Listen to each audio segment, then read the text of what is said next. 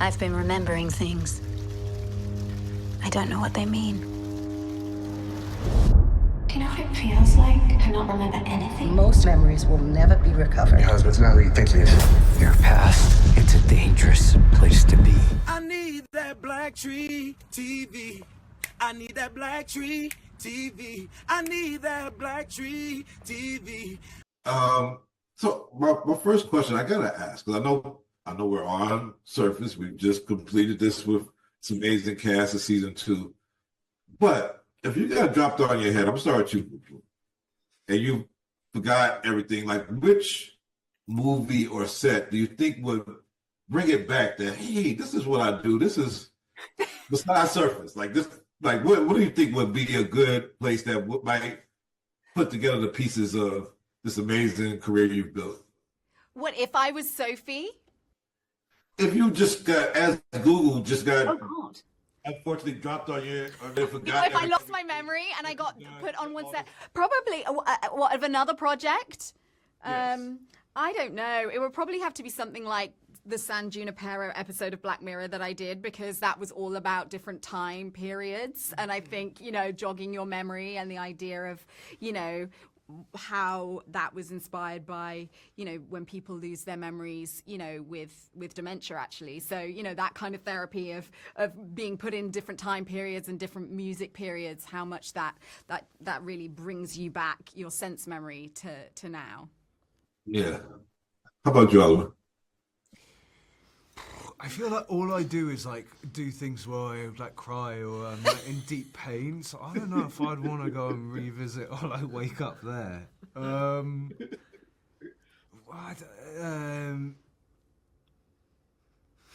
it's a tough question. That's a really good question, but also a really tough one to answer.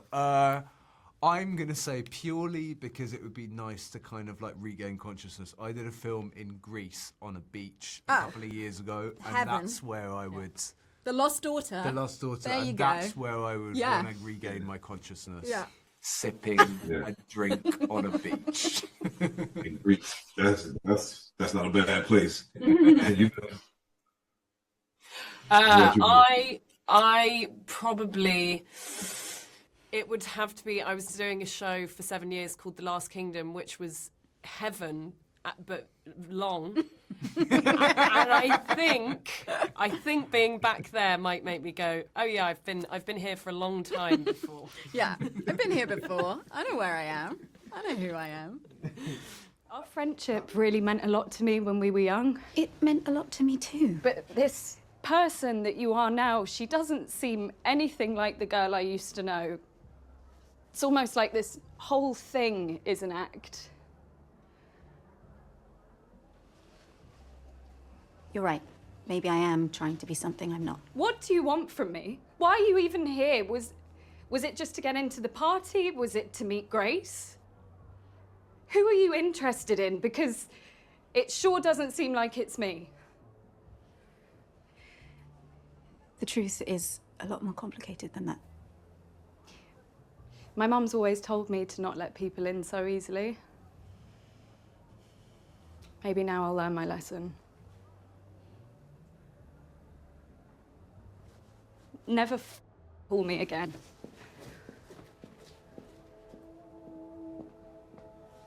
How did it feel to go to season 2 and switch countries and be like in this new set of London, which I know you all have a very familiarity with, but as far as story and character, like did that change anything for your character?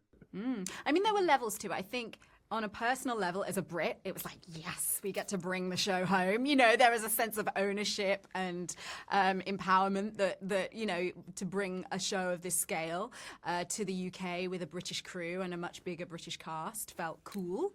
But then, you know, on a character level, obviously for Sophie, she is British too, you know, and I think this season we're finding out, you know, about her past, about her roots, and she's sort of an investigator of her own life in a way, trying to figure figure out her mother's death, her connection to this aristocratic family, and really on a quest for answers. So it really, I think, bringing the show to London not only gave us all a chance to work at home, but but also to explore London as a character. You know, London is a stunning city. We've got some incredible locations this season, and also I think it's allowed the story to open up and deepen, and you know, just a bigger world.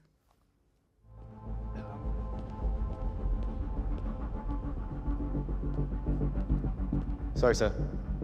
Building's closed for the evening. It's a private function. Are you kidding? I parked down below a few hours ago. We can get it for you, sir.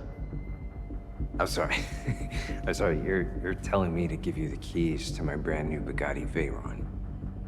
Which one of you two is gonna foot the bill if you scratch it? Is it this way, Craig? Craig, is that you? You guys going up too? Do I know you? James Ellis. God, I can't believe it, man. It's been forever. You just get into town? Yesterday, just in time. Well, let's grab a drink. You know what? I'm actually looking for someone. It was good to see you.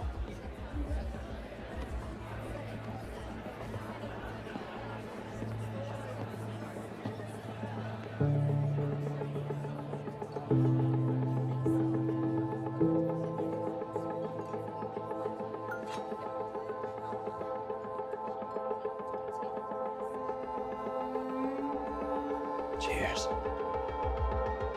And Oliver, your character, I mean, I think you play it so brilliantly because I feel like in season one, we get this gist of this guy you are. And this season, your art kind of reveals something different that we, you know, I wonder as an actor, do you have to lean into something that you want the audience to think that you are? Or like, how do you like try to trick the audience, so to speak, or Well, I feel like someone asked this question, which I think is like, it's such an interesting question. Someone asked it before, and it's like, I think as an actor, you kind of can't ever think about an audience, because if you think about an audience, number one, you would be too terrified to like get out of your trailer. You know what I mean? Because you're just like, people are going to watch this and either hate it or feel indifferent about me or like whatever, or judge, or like, so I feel like you just try to not ever think that anyone is ever going to see this apart from the people that are on set. You know what I mean? And just to kind of do the job. But it is quite interesting, I guess, then watching it, that you kind of have to find, when you're sort of doing it, you have to kind of find whatever the honest sort of truth feels to you in that moment and play that. And then there are like various ways that they can manipulate stuff in edits to, you know, make people look more guilty than other. But I don't think playing with a kind of knowledge, with a knowledge of what and how that's going to be perceived audience-wise, is necessarily, that's not my job. I was going to say, that's more Veronica's job, our showrunner, to kind of, you know, show the points of view. And I think there's moments in this story, we start the story where we're very much in Sophie's point of view. Then when James enters the story, we get to actually switch to James's point of view and really catch up on his journey. And I think that, you know, Veronica's constantly doing that. You know, like in season one, Eliza was this more mysterious character and a fragment of Sophie's memory. And now we're fully in her world, you know, so it's like, I think that's Veronica kind of, you know, is manipulating that perspective for the audience. Well, thank you. I really love season 2. I want to see more. Just give me more surface. So keep going. Yay! Thank All right. you. Thank you. Hi, dog! So, Oh.